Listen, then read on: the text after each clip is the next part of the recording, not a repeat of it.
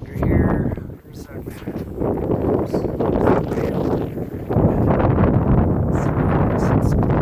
here.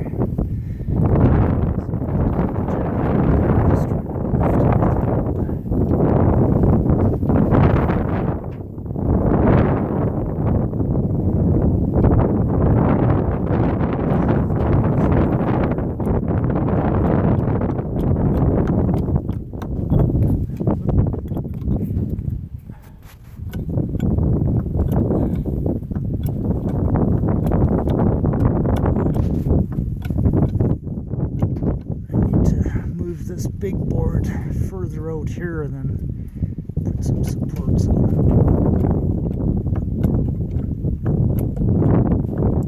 Anyways, that's what I'm working on.